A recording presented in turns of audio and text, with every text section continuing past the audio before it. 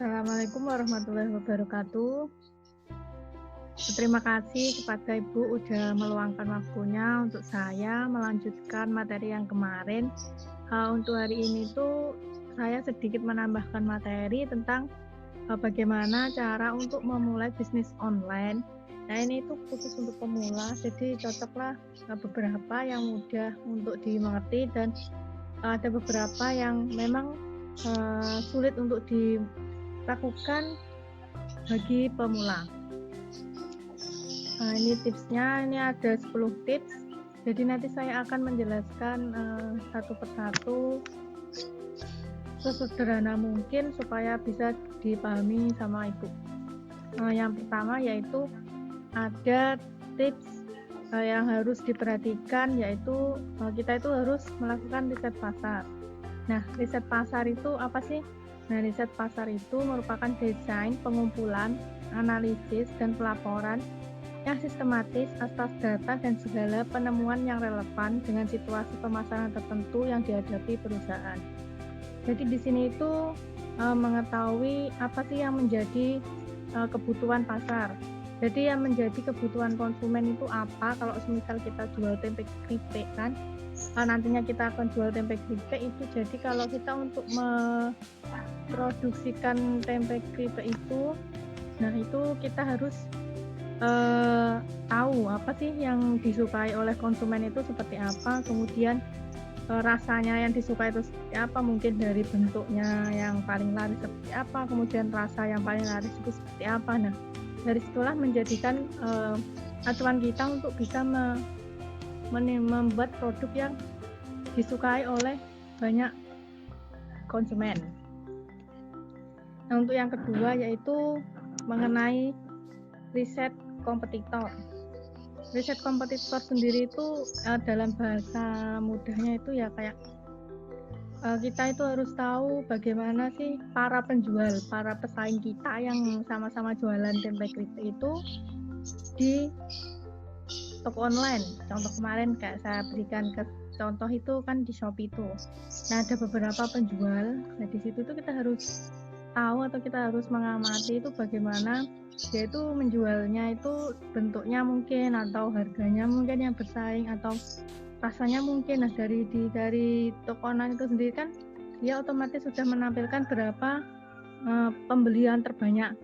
Itu terletak pada contohnya harganya paling murah itu yang paling banyak dibeli, atau dia bisa juga yang harganya bukan harga lagi, bicara tentang rasa. Nah, rasanya yang paling banyak dibeli itu rasa apa? Nah, dari situlah kita bisa mengambil ilmu-ilmunya.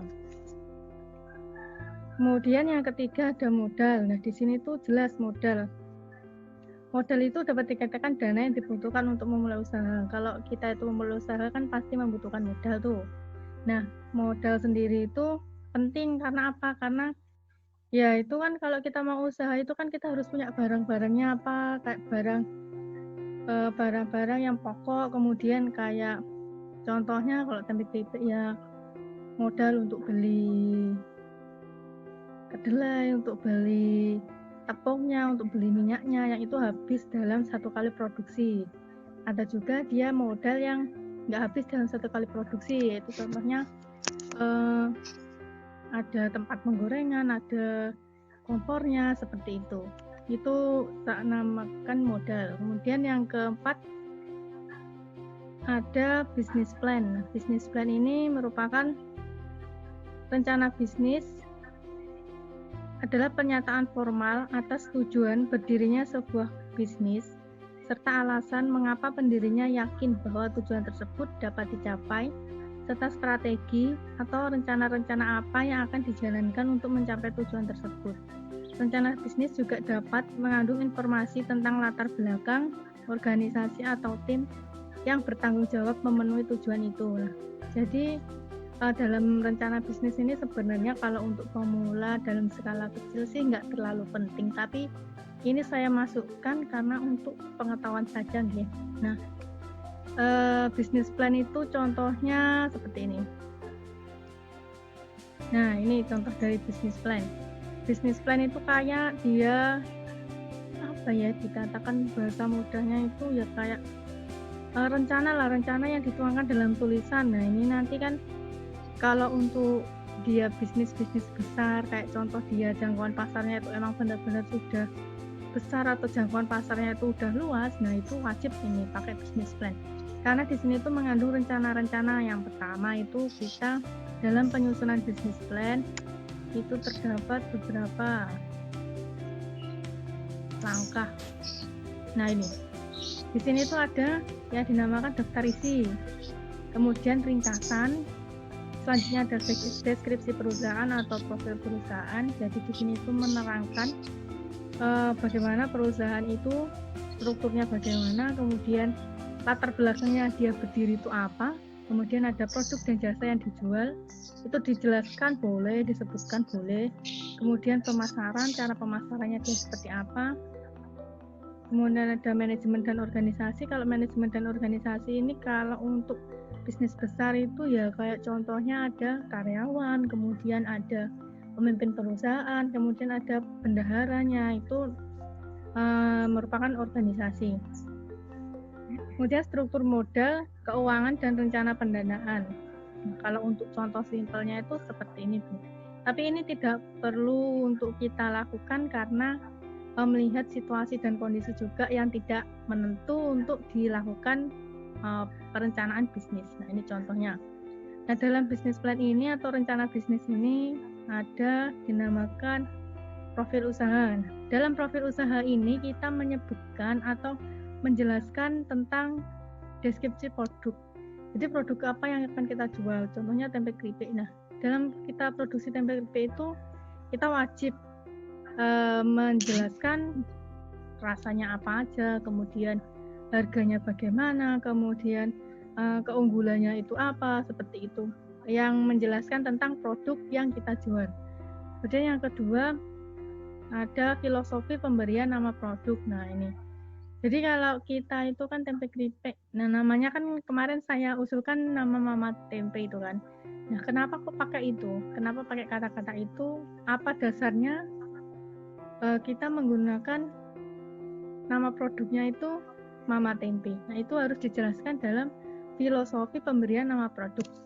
Kemudian selanjutnya ada, nah ini kajian finansial. Nah, kajian finansial ini kayak biaya-biaya tadi yang kita membutuhkan modal itu kan, kita kalau udah siapkan modal, itu nanti kita rinci seperti ini. Ada biaya variabel. Biaya variabel itu biaya yang habis dalam satu kali produksi. Ya, tempe kita tadi kan sudah saya jelaskan. Itu kuantitasnya kita butuh berapa kilo dalam satu kali pembuatan, satu kali produksi itu berapa kilo, kemudian harga satuannya berapa. Kemudian total jumlah biaya itu berapa kalau dalam satu kali produksi. Kemudian ada juga biaya tetap. Nah, ini biaya tetap itu yang contohnya kayak tadi. Penggorengan, alatnya, kompornya, seperti itu kan. Itu kuantitasnya butuhnya berapa. Kalau untuk sekali produksi itu kita misal cukup butuh 2 saja ya. Kita tuliskan 2 saja dengan harga satuannya berapa dan jumlah biayanya berapa. Setelah itu ada keuntungan. Nah ini kan yang utama, ini kan keuntungan itu. Bagaimana kita mencari keuntungan? Keuntungan kita, jadi kita itu harus jual berapa, terus kemudian biaya kita produksi itu berapa, jualnya berapa, terus kuantitas produksinya itu kita dalam sekali produksi itu hasilnya berapa, nanti kita muncul dari keuntungan. Perhitungan keuntungan ini sudah ya biasalah kalau untuk penjual yang sudah kayak itu kan pasti udah ngerti kan.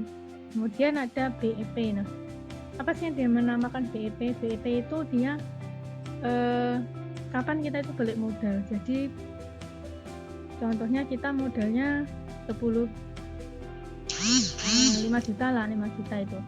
Nah, dengan keuntungan kita setiap hari itu keuntungan misalnya 10.000 atau keuntungannya paling besar 100.000 lah, kita itu membutuhkan berapa jangka waktu per tahunnya itu kita bisa balik modal. Jadi berapa tahun kita bisa modal kita kembali.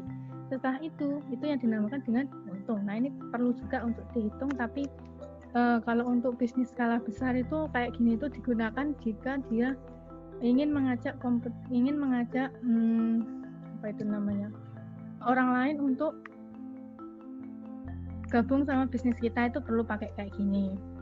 Nah, kemudian strategi pemasaran, bagaimana pemasarannya, kemudian segmentasi pasar, itu contohnya tujuan pasar kita itu siapa. Kalau tempe kan ada yang dinamakan itu orang dewasa juga bisa makan, kemudian anak-anak juga bisa, kan remaja juga bisa. Dan target pasar, ada positioning. Nah, itu kalau untuk bisnis plan. Selanjutnya untuk yang kelima yaitu memperkenalkan bisnis ke orang terdekat.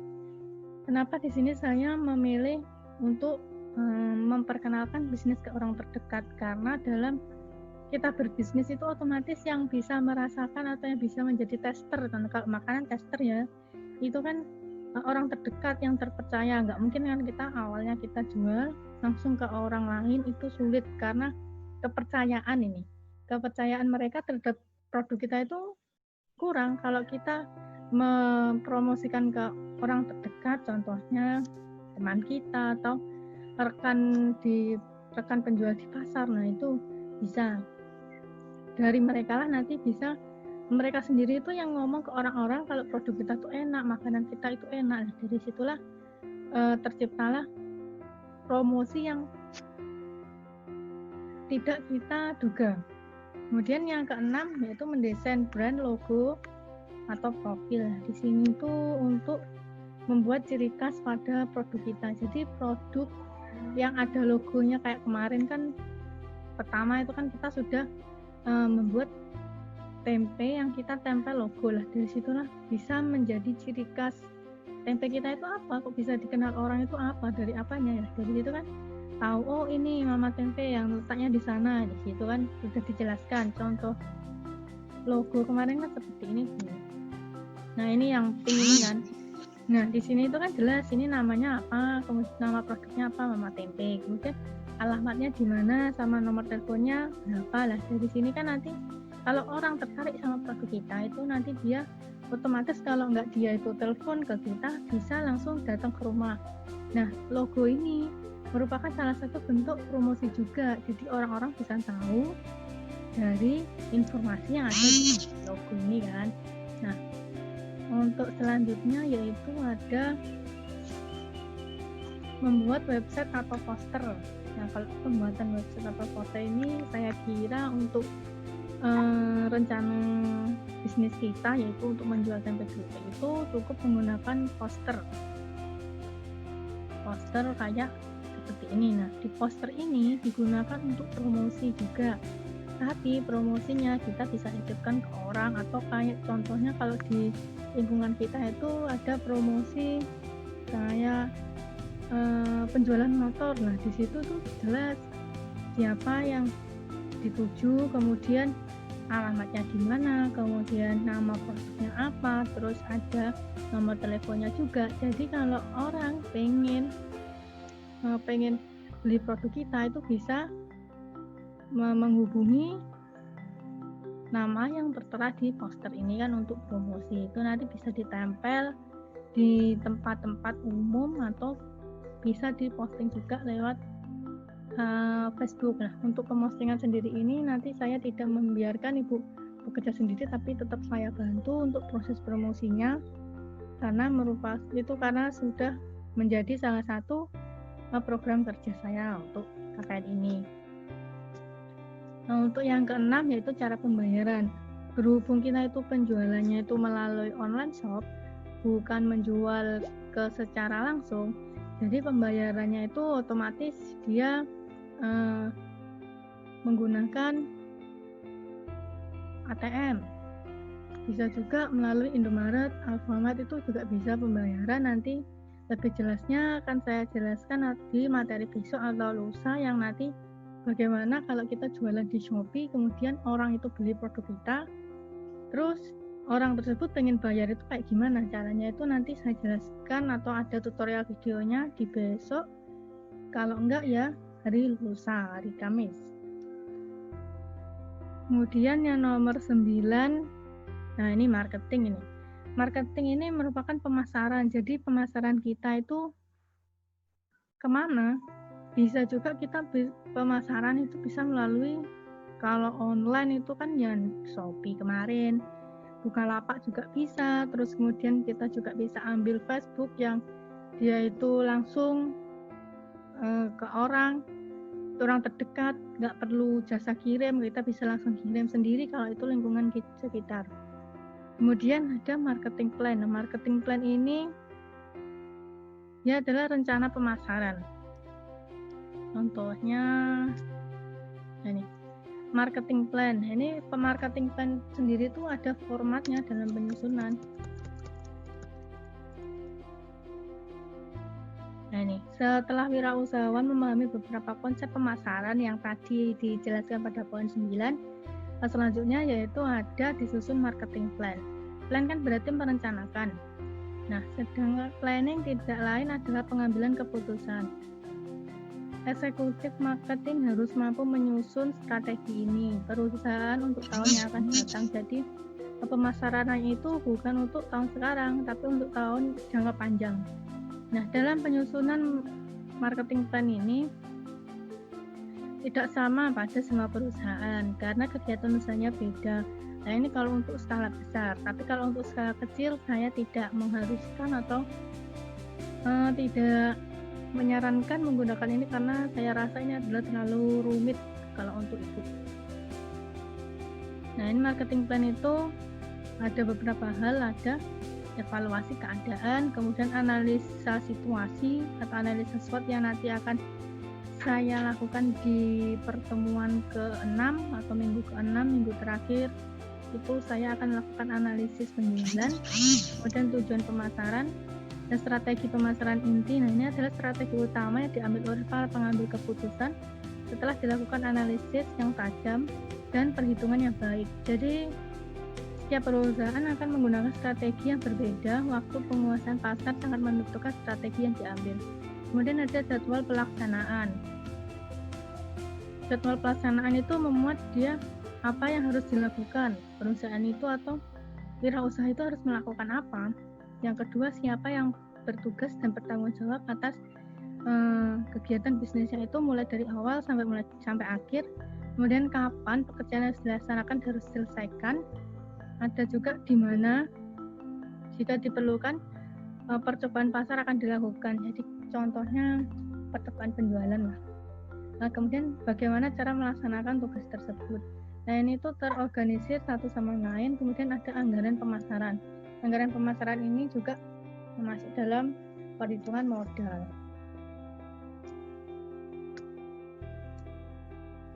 Nah, sudah untuk materi kali ini mengenai 10 tips yang harus dilakukan jika bisnis pemula dia itu pengen mengembangkan bisnis itu skala besar. Tapi kalau untuk kita itu ya kita ambil beberapa aja yang penting, contohnya dari riset pasar yang sudah saya lakukan sendiri kemarin itu Bu. Kemudian yang kedua ada riset kompetitor, itu sudah saya lakukan juga. Kemudian ada modal nanti perhitungan yang akan dilakukan bersama Ibu juga. Kemudian ada bisnis plan, ini nggak terlalu sih. Selanjutnya ada memperkenalkan bisnis orang terdekat, sama mendesain logo, profil, poster itu sudah.